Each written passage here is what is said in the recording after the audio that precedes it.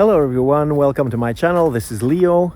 On this channel we talk about RPGs, the RPGs I play, the RPGs I want to play, and we talk about game design too, because I really think that the way you use your rules and your mechanics completely changes the dynamics at the table and can really be the difference between a table that is a slog, that is with people that are zoning out, versus a table where people are super involved and super into it. So in this video today, I want to talk about the conversation. Why in TTRPGs you need to protect the conversation. So when you think about it, a TTRPG session is just a conversation as a group. Everybody gets to speak once at a time. There's a moderation going on by the DM or the GM. It's this back and forth between the players speaking that creates the story, that creates this theater of the mind.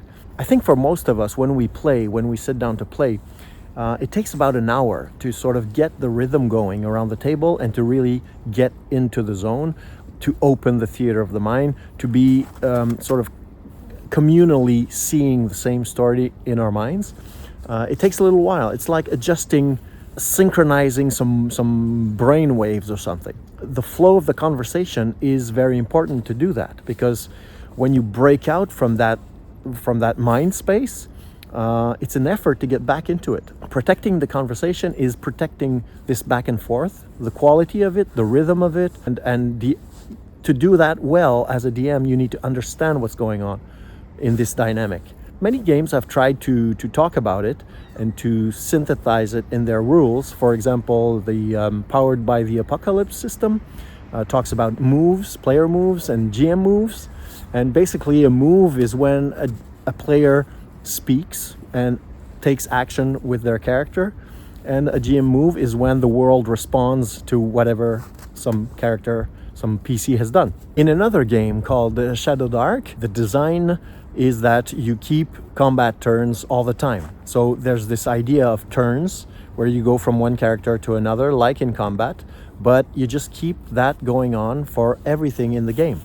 As a GM, you just need to understand what is the use of this? Why are we doing this? And that's when you understand why you're doing it, you will know when to not be so strict and let the chaos live, because people are chaotic. People like to just goof around and do dumb things and say dumb things and be out of turn and all that. So you can let that live, but you know when to rein it in, because you understand what dynamic you're seeking to create at the table. One notion that is very useful for that is the spotlight, the idea of the spotlight. What the spotlight is about is something that you can really talk about with your players during session 0. I think it's really helpful when people understand what it means when you have the spotlight or when you don't. So the things to know about the spotlight is that first, it's vague. Sometimes people interject, as I said, sometimes conversations erupt between players, but it's just that it's a notion that when the DM says to a player, what do you want to do right now? Everybody needs to understand that the GM is giving the spotlight to this player, and when the player has the spotlight on him or her, everybody else needs to listen. Everybody else becomes the audience, basically. And the person that has the spotlight on them, of course, it's their time to play their character and say what they want to do, but it's also their time to be entertaining, because the rest of the table is the audience and you in the spotlight become the performer. That doesn't mean that you need to do any acting or anything like that, but it does mean that you need to sort of keep it entertaining, keep it quick, keep it dense, concentrated, put some effort into it. It's your turn to shine, and you need to put some energy into it. And when you do that, it gives energy to the others. The others can respond to that energy, and you get this ball rolling where every person entering the spotlight gives energy to the table. It's a bit like a breakdance contest. Everybody's in a circle, and then each one has his turn to go in the middle of the circle and do some moves. You get in there, you do your moves, and you play as much as you can, as well as you can. And just the fact that you're putting effort into it and that you're wanting to entertain will already give good vibes to the other players. You know, you're entertaining the DM as well. The DM is just another player. When the DM is in the spotlight, they know that they need to be entertaining. That's part of the job as a DM. But you need to apply that same kind of logic when you're a player. And when everybody does his part, his or her part, you get a really good flow. And the other thing about the spotlight that you need to remember is that you can't sort of outlast your spotlight. Once you've done your bit, you need to exit the spotlight. And if your bit is long, like the longer your bit is, the more entertaining it needs to be.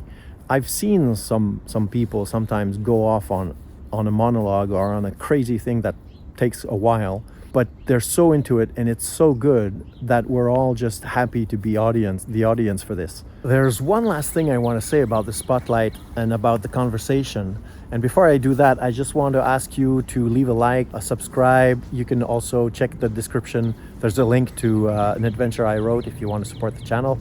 The last thing I want to say is a bit more meta. It's about the respecting the moves. So what I mean by that is that when you as a GM, you give the spotlight to a character, the character is attempting to do something, and you need as a GM to respect the spotlight, the move. The conversation becomes really interesting when people feel that what they're saying while they're doing their part in the spotlight has a true impact on the game. I mean, you need to get this player to achieve something or to attempt something significant and to have some kind of a result before you move the spotlight to the next person. Ideally, it won't happen all the time, but it's just something that you need to strive for. And in the same way, as a player, you need to respect the DM moves. If the DM makes a move, takes the spotlight and starts describing some black birds in a tree under the moonlight, and that these birds are seemingly looking at you, don't interrupt. You need to first listen to the move and then you can react.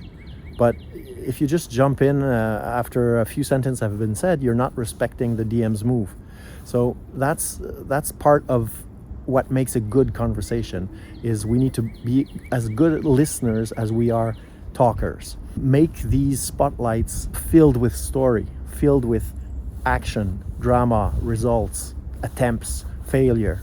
And then you just add the regular chaos of life into that, and that's fine. It doesn't matter. Like a witch's cauldron, you're mixing all sorts of ingredients, and what you're attempting to get to, when this mixture and this rhythm and this conversation really gels, you're into the zone as a group. So you're sort of sharing a dream. It's a crazy thing. And maybe I'll talk about more of that aspect of the game in another video because this is long enough. So thanks a lot for being there, and see you in the next one. Bye bye.